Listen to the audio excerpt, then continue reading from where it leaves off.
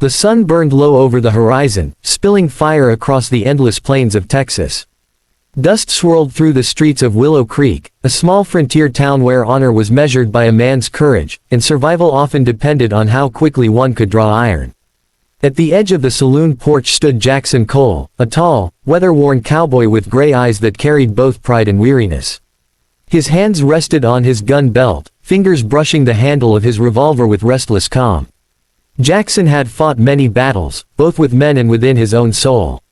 Life had taught him hard lessons: loss of family in a cholera outbreak, betrayal by friends who sold him out for gold, and years of drifting from ranch to ranch like a tumbleweed with no roots. He carried his pain like a hidden scar, covered by the roughness of his exterior. But deep inside, he still longed for something he'd never admit, a place to belong, a love that wouldn't vanish with the morning light. That evening, fate brought him to the town square where whispers filled the air. A gypsy caravan had rolled into town. The Roma people, colorful in their dress, had set up camp beyond the creek. Some townsfolk eyed them with suspicion, others with curiosity. Among them was Esmeralda, a young woman with midnight black hair, bright emerald eyes, and a spirit that seemed untamed as the wind. She danced with firelight around her, skirts flowing like flames, her laughter rising above the fiddle's song. Jackson noticed her from afar but looked away quickly. Cowboys didn't mix with wanderers, and his life had no space for softness.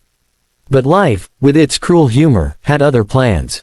The trouble began when Clint Harlan, a hot-headed rancher, accused Jackson of cheating him in a poker game. Clint was the type of man who couldn't stomach defeat, especially not in front of others. He slammed his whiskey glass on the table and spat words like venom. "You stole from me, Cole." "No man cheats," Clint Harlan, and walks away.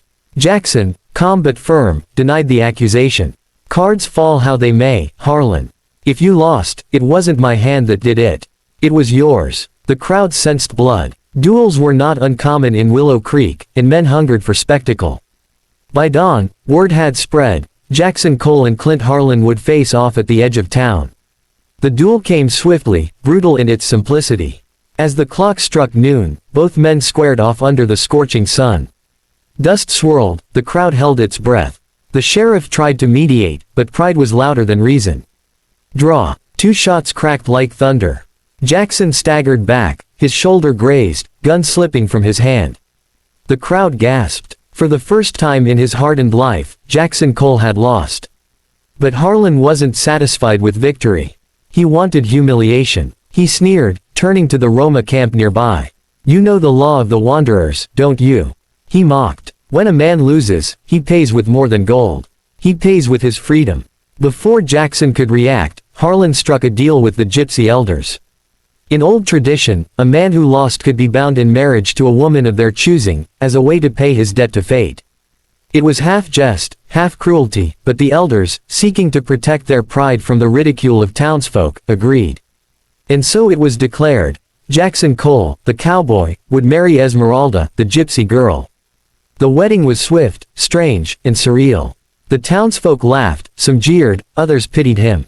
Jackson stood stiff, his arms still bleeding from the duel, while Esmeralda looked at him with unreadable eyes. She was beautiful, yes, but she was a stranger, wild, free, untamable. He wanted no chains, no ties, and yet here he stood, a husband to a woman he barely knew. In the days that followed, bitterness gnawed at him. He treated her with distance, speaking little, keeping to his chores and long rides. Esmeralda, however, was not one to bow her spirit. She hummed while cooking by the fire, danced barefoot in the grass, and spoke of stars and dreams as though the universe whispered secrets only she could hear. Jackson, hardened and practical, scoffed at such talk. Yet, slowly, something shifted. One evening, as the prairie wind howled, he found her sitting on the wagon's edge, eyes shimmering with tears she thought no one saw. For the first time, he asked, softly, "Why do you stay cheerful, even when life ties you where you don't belong?" Esmeralda lifted her gaze. "Because chains are only real if you let them be. A heart can be free, even in the darkest prison." Her words struck him deeper than any bullet ever had. Weeks turned into months. Jackson began noticing things he had ignored before. The way Esmeralda cared for the sick child of a miner's wife without asking for anything in return. the way she shared bread with beggars when she herself had little, the way she could laugh even when storms battered their camp. Her kindness was not weakness, it was strength.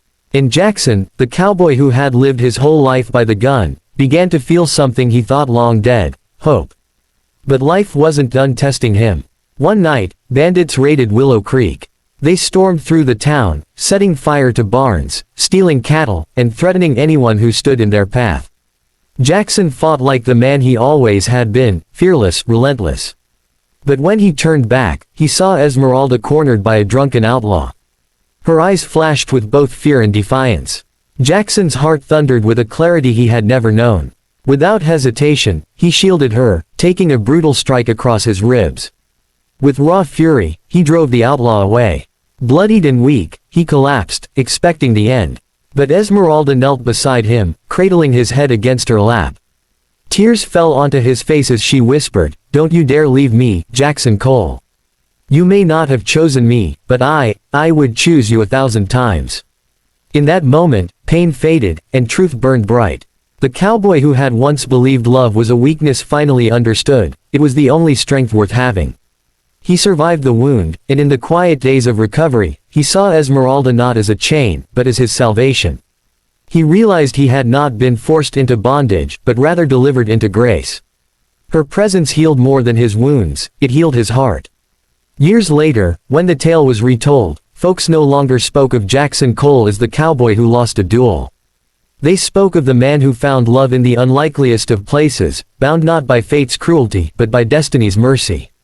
He would sit by the fire, Esmeralda's hand in his, their children laughing nearby, and say to anyone who cared to listen, "Losing that duel was the best thing that ever happened to me."